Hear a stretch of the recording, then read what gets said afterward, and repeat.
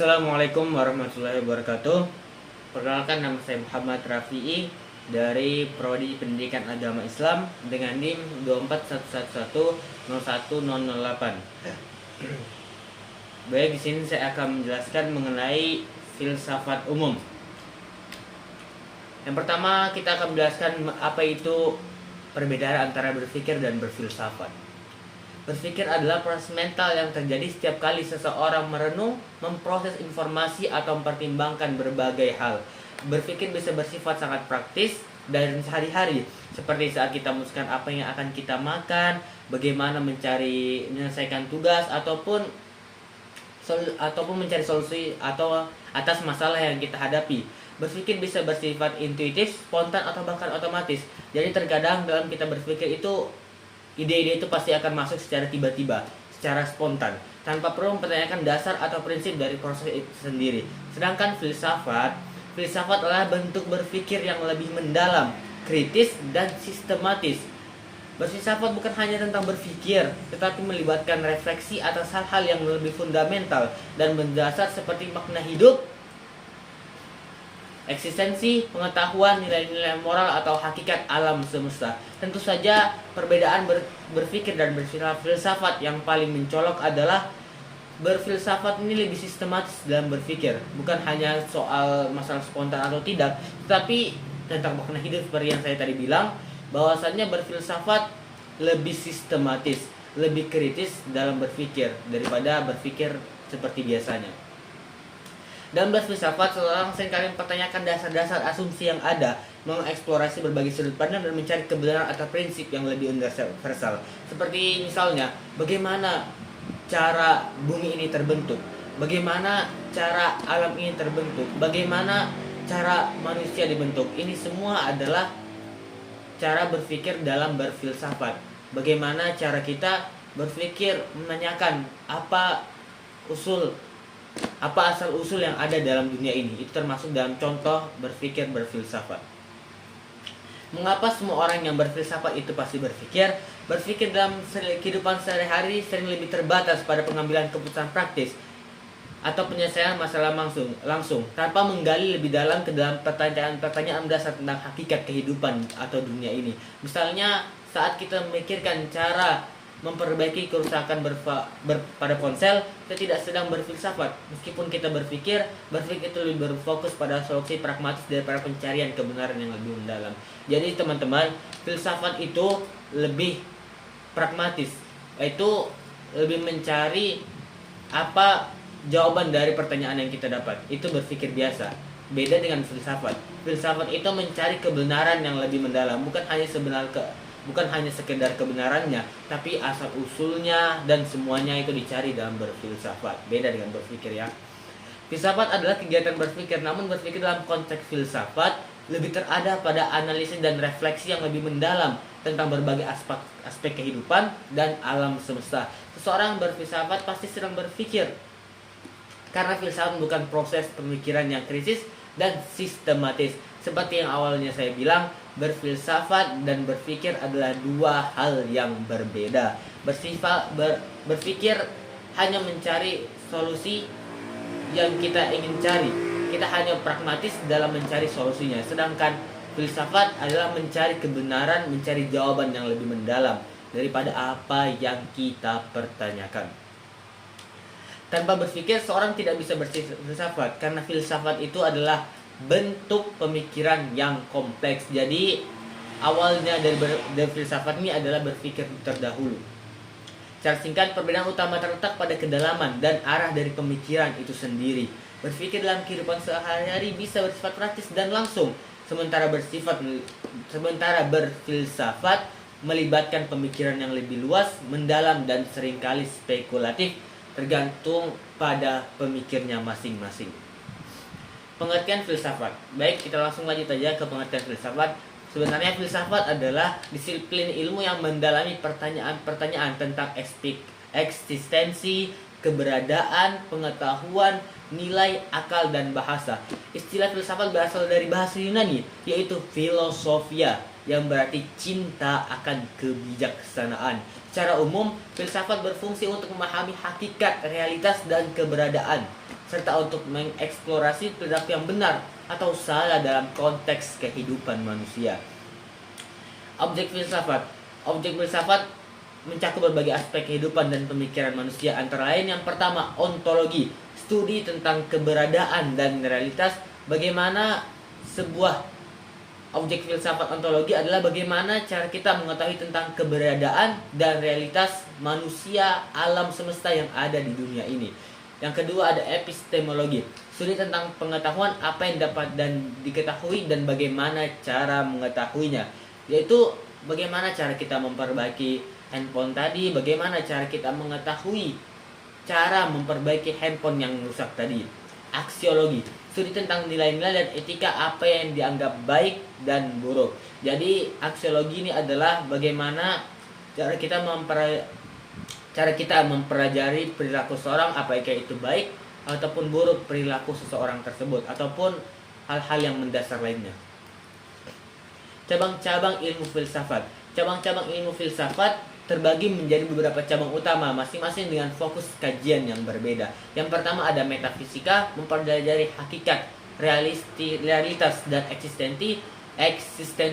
Jadi metafisika ini adalah cabang ilmu filsafat yang mempelajari tentang keberadaan sesuatu, keberadaan suatu entitas yang ada di dunia ini, baik itu Tuhan, alam maupun manusia. Yang kedua epistemologi, mengkaji asal, sifat dan batasan pengetahuan. Bagaimana asal, sifat dan batasan pengetahuan manusia itu seperti apa? Perlu kita ketahui bersama bahwasannya pengetahuan manusia itu sudah dibatasi oleh Allah Subhanahu wa taala. Jadi kita tidak bisa terlalu berpikir yang sangat kritis karena itu ada pembatasannya masing-masing. Yang ketiga etika, menganalisis nilai moral dan prinsip tindakan. Etika ini mempelajari bagaimana cara beradab yang betul dan lain-lain. Yang keempat estetika, meneliti konsep keindahan dan seni. Yang kelima logika, mempelajari prinsip-prinsip validalitas argumen dan penalaran. Bagaimana cara kita menganalogikakan sebuah benda dan lain-lain.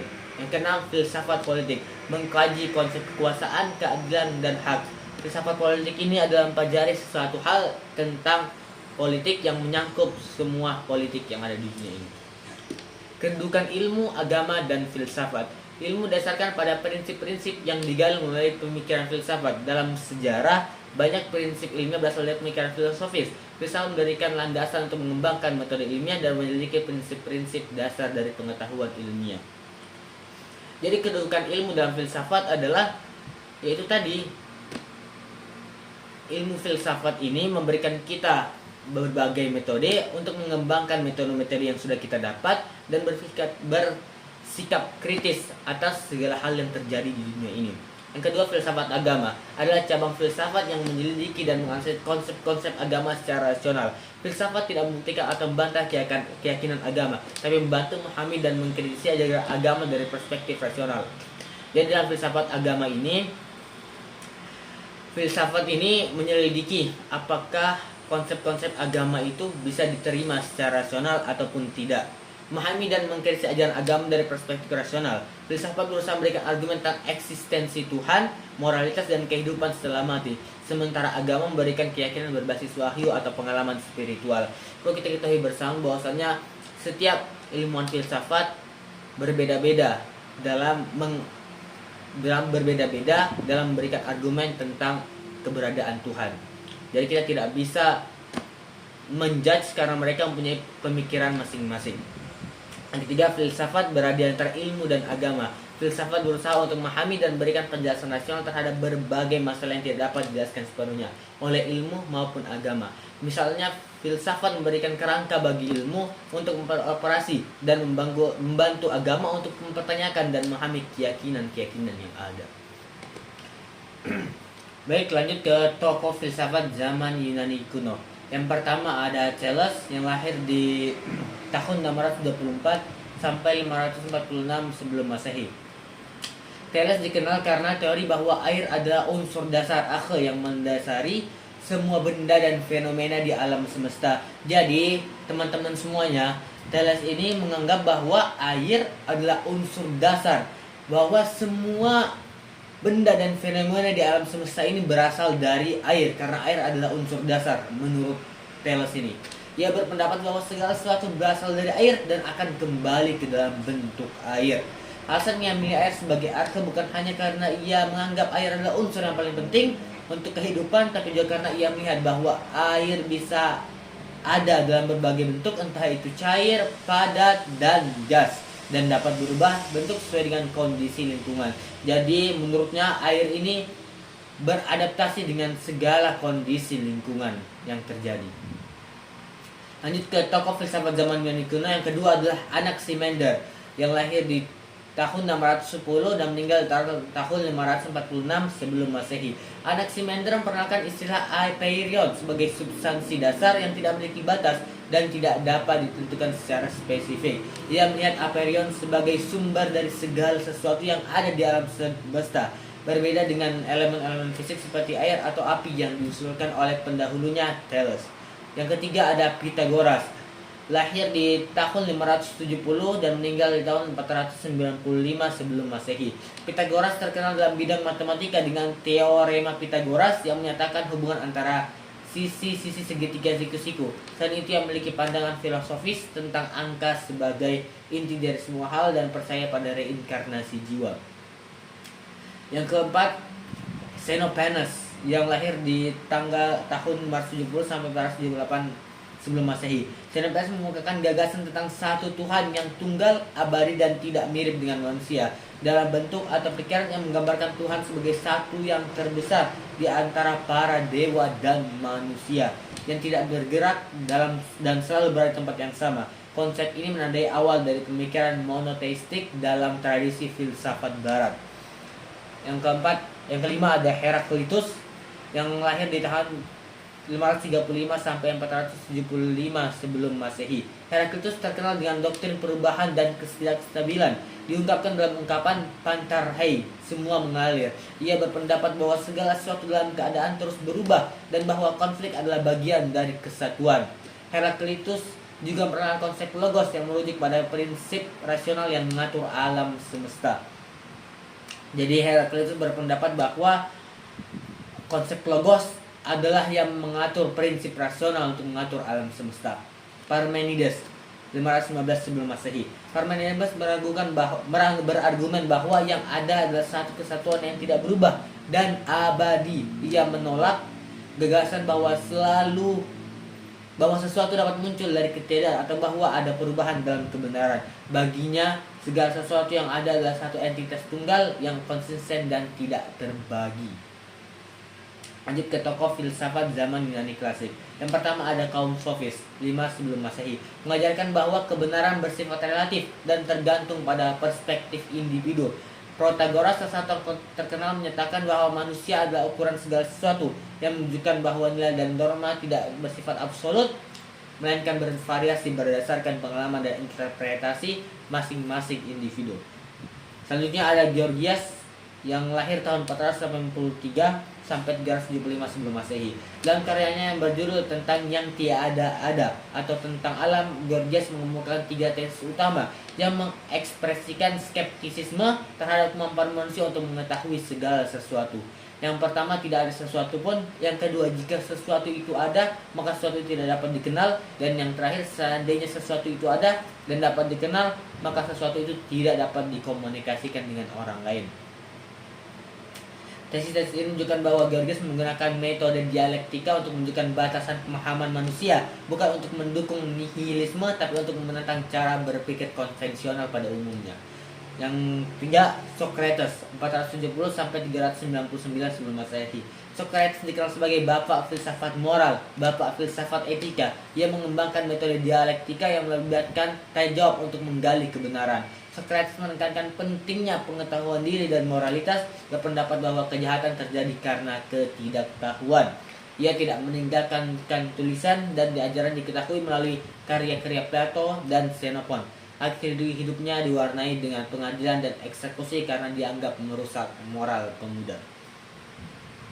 Selanjutnya ada Plato 428 sampai 347 sebelum Masehi. Sebagai murid Socrates, Plato mengembangkan teori ide atau form yang menyatakan bahwa dunia hanyalah bayangan dari dunia ide yang sempurna.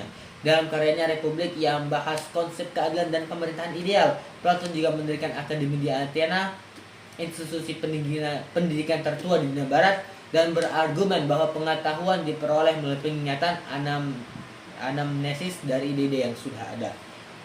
Terakhir, Aristoteles 384 sampai 322 sebelum Masehi. Aristoteles, murid Plato, dikenal sebagai bapak filsafat barat. Ia mengembangkan berbagai disiplin ilmu termasuk logika, etika, politik, dan biologi. Aristoteles mengatakan bahwa tujuan hidup manusia adalah mencapai eudaimonia, kebahagiaan melalui kebajikan. Ia juga mengkodifikasikan hukum logika murni dan mengembangkan metode penyelidikan sistematis yang menjadi dasar bagi sains modern. Di samping dari menjadi ilmu filsafat, dia juga menjadi ilmuwan sains dan ilmuwan biologi. Selanjutnya ada tokoh filsafat zaman abad pertengahan. Justinus Martyr 180 sampai 251 Masehi. Justinus menganggap pengajaran Kristen sebagai bentuk filsafat yang lebih tinggi daripada filsafat Yunani. Ia berpendapat bahwa kebenaran sejati hanya dapat ditemukan dalam ajaran Kristus.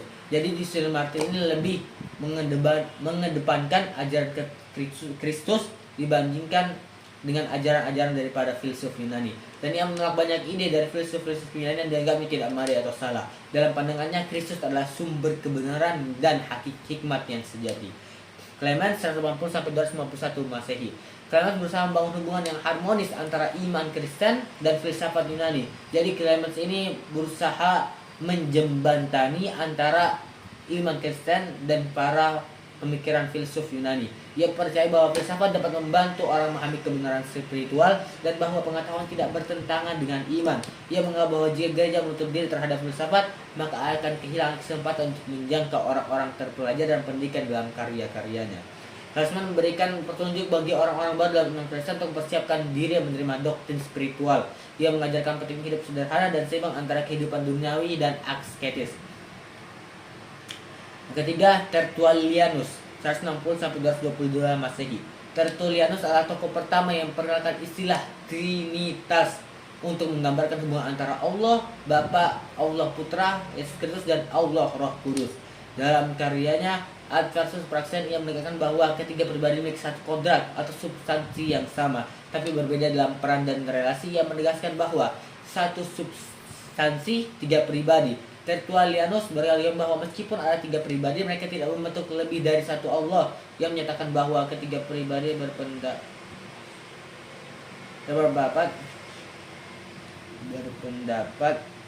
bahwa ketiga pribadi berbeda, bukan dalam kondisi melainkan dalam derajat, bukan dalam hakikat melainkan dalam bentuk.